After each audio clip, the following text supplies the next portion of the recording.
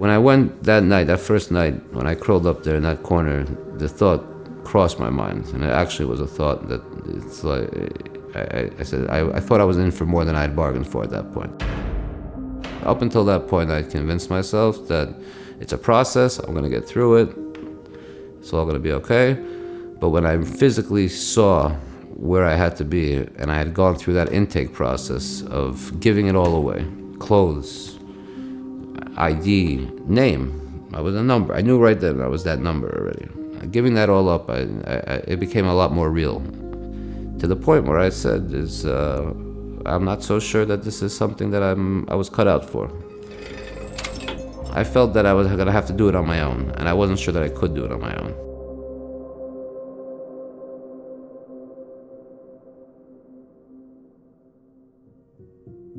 We had started doing events for Yotes Kislev several years before this event, for the 19th of Kislev, which celebrated the liberation of the first Lubavitcher Rebbe from Tsarist prison. And we decided that in order to make it more relevant or tangible, perhaps we should do something that young people today on college campuses could relate to. And prison reform and criminal justice reform is always trending, which it should be. So we decided to do an event with Scott Lewis, who was just getting out, actually right before the event, from being incarcerated for 19 years for a crime he didn't commit.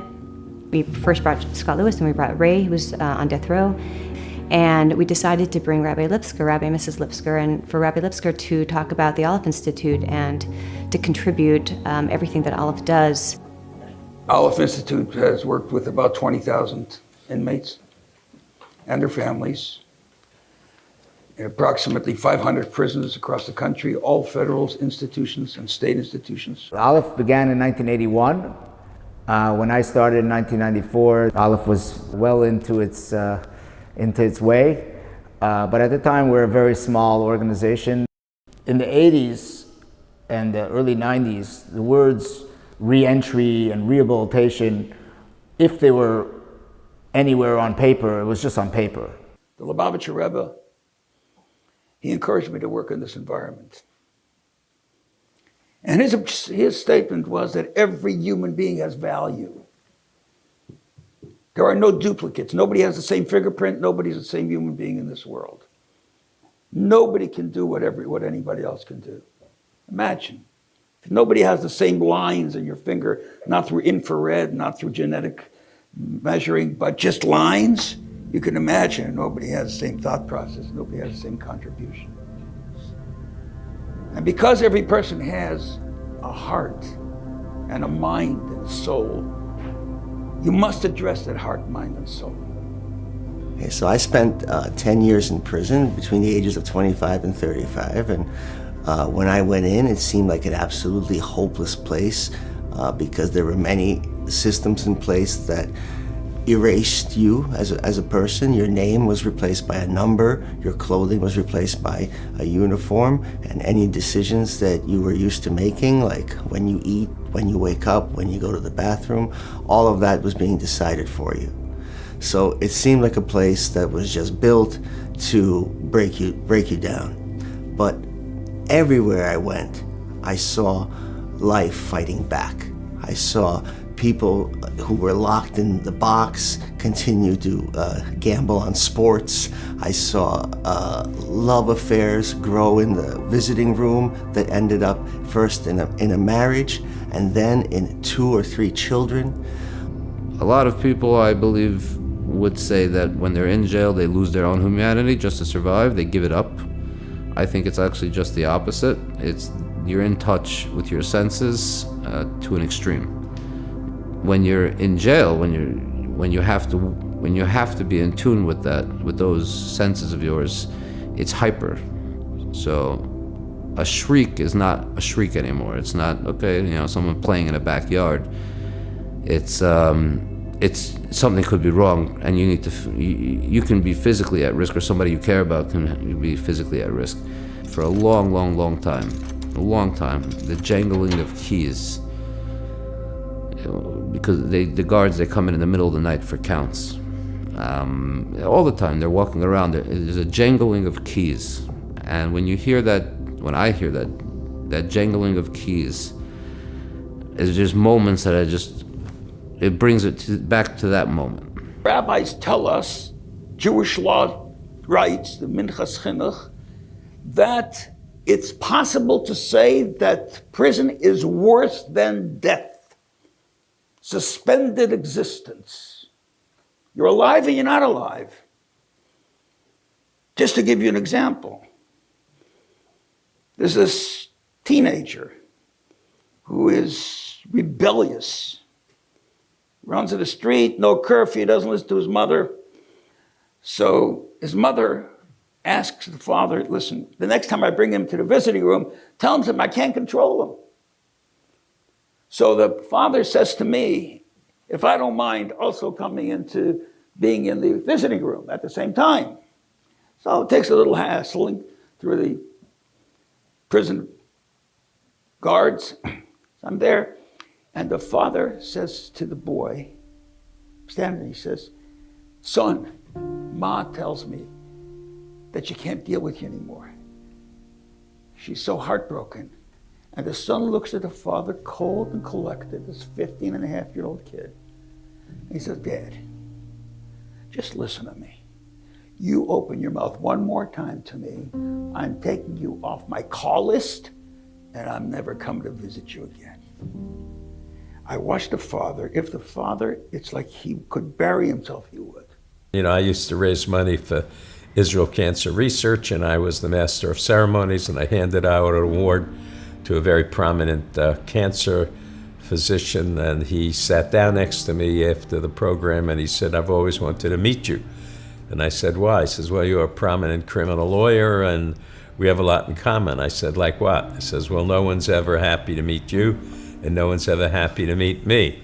And I said, well, you know, that's true, but let me tell you why that's where the commonality ends. When people meet you and you give them the diagnosis, their whole world rallies around them. They're not ostracized. They're supported by the family, by the temple, by the synagogue, by the school, their kids' friends, and no one criticizes them and nobody blames them. League, when I meet someone and they're in serious trouble, and especially if it's high profile and it got some kind of publicity, I'm the only one at some point that they talk to. I go to trial, and true enough, they find me guilty on 2 counts of first-degree capital murder. The judge proudly stand up and say, Anthony Ray Hinton, you have been found guilty by a jury of your peers. It is the order of this court that I sentence you to death. And that judge had the audacity to say, may God have mercy on your soul. The prosecution ran out and told the media that today the state of Alabama got the worst killer that ever walked the street, off the streets that day. Only wasn't true. And on December the 17th, 1986, they transported me to Holman Correction Facility, where I was placed in a 5-by-7 cell. And for the next 3 years, 3 long years, I did not say another word to a human being. Rabbi Lipkar and Ray came up together in a car. Probably they were stuck in traffic, so they got to really know each other over 3 hours, and they came to my house first, and I fed them each what they wanted. You know, Ray wanted a burger, Rabbi Lipkar wanted scrambled egg. And you could see how comfortable Ray felt with Rabbi Lipkar. Like, you had to be in the room, in my dining room, to feel this connection that they had forged already. I've been to, I would say, every type of prison, from the big house, like they call it, behind the wall, to club feds, like they call them, where people are able to play in the fields and have to spend without walls. I've faced men on death row through the bars, but I never sat next to a 30-year man of death row for 3.5 hours in a car, and had an opportunity to sit next to a person that experienced it. Sitting with you opened an aperture on life that you can only see through someone who looks into the jaws of death in a real way. for a long time and knows that there's nothing on the other end except for hope. You know, what sticks out of my memory about Rabbi Lipkar is he really didn't make distinctions. He wanted to help people, and regardless of what crime they were involved in, you know, he went out of his way to help them, and he really did. There were, you know, stories of people who were released from prison early because he lobbied the government. There are some stories where, you know, he helped the family for years while their husband struggled. I think that when Rabbi Lipkar was in prison, when he was talking to an inmate one-on-one or as a group, I think he really had to show more love and acceptance and care and deep connection, because it warrants that. I mean, they're looking for that. They're looking to see if you really care or you're just doing your job. And I've dealt with the Bureau of Prisons my whole professional life, which is about almost 50 years now, and I don't know of any other organization that's taken as seriously as they are by the Bureau of Prisons. And I think they earned that reputation because they were really legitimate. They had no agenda other than to try and help people. They didn't feel they needed the safety of behind a glass wall or in a separate chair across from you. They're sitting there at the table next to you, and they're asking you, how are you? What do you need? They don't come in and say, we're so happy we were able to come in. It makes us feel good to help you. It's, we're here because you need us here. It's a big difference. And it permeated throughout all my relationships with any Aleph representatives. Always the first question is, what can we do for you? How are you? They were nice enough to come do a Purim spiel for us. They would bring Hamatashin on Purim, and they would make a little play. I knew all about this because my parents in the Soviet Union, they did Purim spiels as a way of being Jewish when it was quite forbidden. So I appreciated it, you know, twice as much. Aleph would send emissaries. They would send from Chabad. They would send people to talk to people who were close to their end. And I think that they helped enormously, because a lot of those men had no one coming to see them for 20, 30 years. And here they are about to die, their life is ending. Aleph would send somebody to talk to them and pray with them. It was a wonderful thing. So Rabbi Lipkar was always, you know, personally involved. He always wanted to visit prisons. He visited prisons. Even in the last year of his life, he went to visit prisons a few times. You know, and the inmates really connected with him. He really, you know, gave them that feeling that they matter, each and every one of them. He would always, regardless, you know, always want to follow up with each person's needs. He took down their names and sent them to the oil. There's a moment where he's talking about bringing a group of prisoners to 770 to a Farbrengen. And he describes how he received a message from the maskiras, from the secretaries. 1:30, when the Rebbe usually comes down. He was late. The Rebbe's secretary comes down. He's looking for me. Now, to get to the door where he was looking for me, I had to jump over people. But I got to him. He's very important. He says to me the following words. The Rebbe said to make sure that these people do not sit together, because when they will sit together, people will want to know who they are and why they're there. And they might get embarrassed to know that somebody's thinking about them as an inmate. So make sure they're spread around the room. I was in the hallway, and I remember I was pacing a little bit because it was such the room, you could feel the emotion in the room, in the floor, and you can't. It's not even something that you would be able to capture on video or in the footage of that night. It was such a powerfully weighted moment to hear this story. Hasidus told us that everybody has value, a value that transcends their intellectualization. Hasidus tells us that our objective is light, to light up the world. Light, enlightenment, openness. Light drowns darkness. When I met Rabbi Lipkar, Aleph Sholom, I realized that he was probably what we refer to as a Lamed Vavnik. I think his mission that the Rebbe gave him was that no Jew should feel alone ever. And I think being incarcerated is maybe one of the loneliest places in the world. And he did a really good job. There was an inmate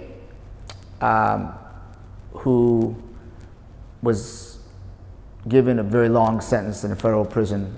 This happened recently in the last few years. And it was a very high-profile case. And generally when these things happen, everyone judges and everyone just reads what it says in the paper, and everyone wants to disassociate and think the worst of the person.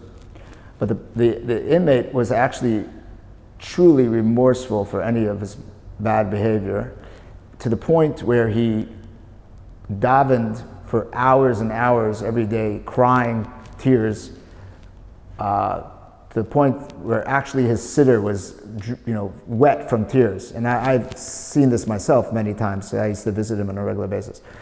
And Rabbi Lipkar developed a very, very intense relationship with him and was very involved in his path of tshuva. This is a person that would wake up at 3 in the morning, 4 in the morning, and learn with the little light that was coming through the crack in the door in his cell, whereas his physical health was hurt from his self-sacrifice to study and pray.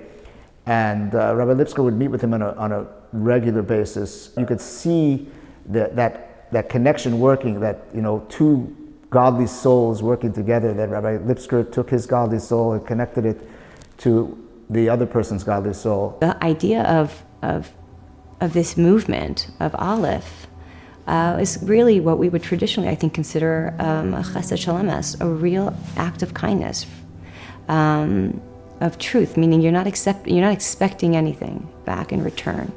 A lot of these people are either never getting out, or that's not what they're thinking about.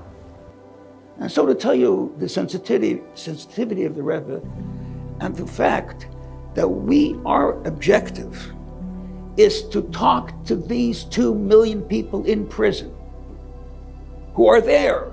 Tomorrow they're not opening the doors of prison. With Prison Reform, First Step Act, the president's endorsing it. There's a battle going on now in the Senate. What's going on, hopefully it passes. It's a very humane bill. Should pass. We've worked hard on it. But together with that, you have to recognize that these men are not coming out of prison. So what happens with these people? Besides their education, which is critical, they have to be productive. It was such an incredible night. There was nothing really to say after that night. And I remember there was one guy sitting all the way in the back of the room. We'd configured the rooms to get as many people in. And he was just sitting there. He had been in the Yale Law School. His name was Yishai. And he was just sitting there, kind of just looked like he couldn't really move. He was just kind of absorbing the night. Here's a man of stature, and he's giving over what he's decided to do. And he gave over intricate details that were sometimes hard to hear, of lives of people and challenges they went through. And it's not easy to hear other people's challenges. We often get consumed with our own challenges. Take a step back and say, that's a challenge. And this man has dedicated himself night and day to easing the burden that a lot of these people carry. That's very, very inspiring.